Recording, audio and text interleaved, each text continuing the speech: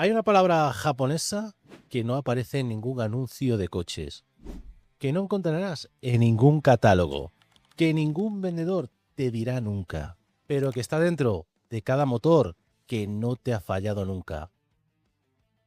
Dentro de cada coche que lleva 500.000 kilómetros sin tocar. Dentro de cada pieza que dura más de lo que nadie prometió. Se llama Kaizen.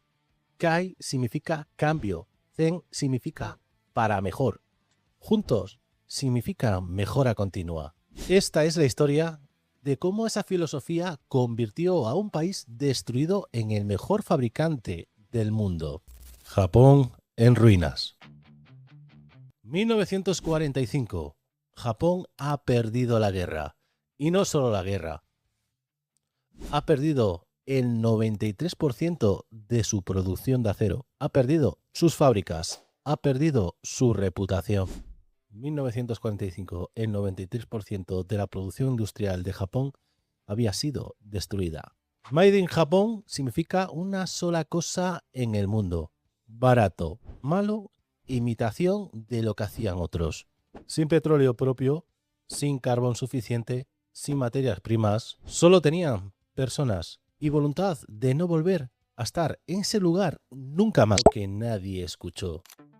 En 1950 llegó a Japón un americano, se llamaba William Edwards Deming.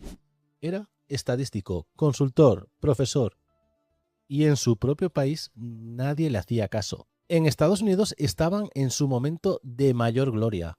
Habían ganado la guerra, dominaban el mundo. ¿Para qué escuchar a un estadístico que hablaba de calidad? Pero Japón sí lo escuchó con atención, que el propio Deming no había visto nunca. Deming les dijo algo muy sencillo. La calidad no es un departamento, es responsabilidad de todos. Desde el obrero de la línea hasta el director general. Mejorar un poco cada día es más poderoso que intentar una gran revolución de golpe. Los japoneses lo escucharon y lo convirtieron en su filosofía. Le dieron un nombre, el Kaizen. ¿Qué es el Kaizen?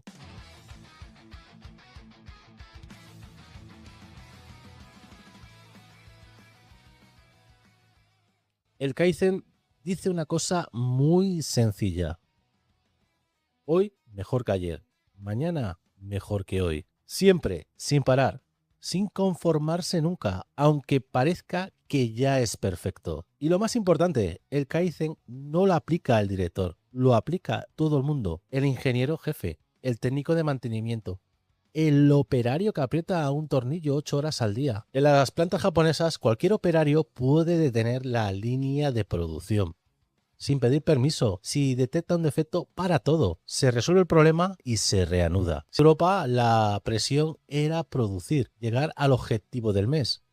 Que el problema ya se arreglará después. En Japón el problema se arregla ahora, aunque cueste parar todo. El Kaizen entra en el motor.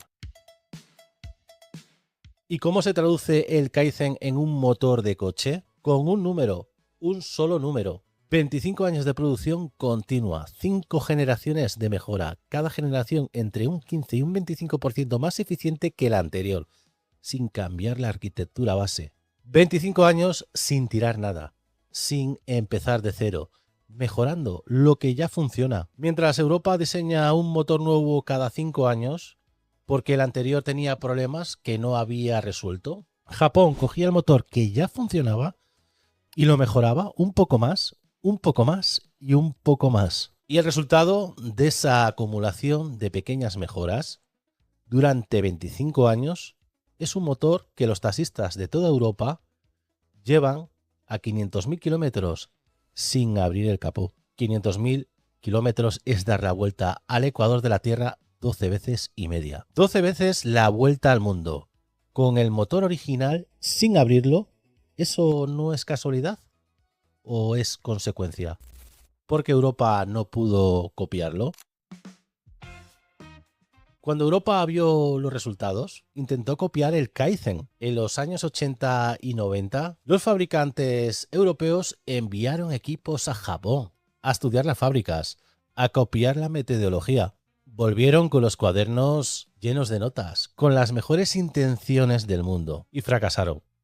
Porque el Kaizen no es una técnica, es una cultura. Y una cultura no se copia en un cuaderno, se construye durante generaciones. En 1986, una planta japonesa recibió 1,5 millones de sugerencias de mejora de sus propios trabajadores. El 90% fueron implementadas. 1,5 millones de sugerencias en un año. No de los ingenieros, del operario que aprieta los tornillos 8 horas al día. Eso no se copia, eso se construye. Y Japón lleva 60 años construyéndolo. El Kaizen nació de la derrota, nació de no tener nada, nació de tener que reconstruir un país desde cero, sin recursos, sin materias primas, sin reputación. Y esa necesidad de hacerlo todo mejor, porque no había otra opción, se convirtió en la mayor ventaja competitiva del siglo XX. Europa tenía petróleo, Europa tenía recursos, Europa tenía tradición industrial. Europa tenía los mejores ingenieros del mundo y Japón tenía una filosofía y ganó la filosofía. No porque la tecnología japonesa sea mágica, sino porque detrás de cada tornillo, de cada pieza, de cada proceso, hay alguien preguntándose, ¿se puede hacer mejor? Y la respuesta siempre es sí. Si hay algo que mejorar, se mejora. Eso es el Kaizen. Si esto te ha gustado, todos los sábados por la mañana de 11 a 12 tenemos nuestro programa en lhmagazine.com. Ahí podéis escucharme en directo. Y también pues podéis mandarme sugerencias aquí. Os dejo aquí el podcast del programa. Muchas gracias a todos por escucharme.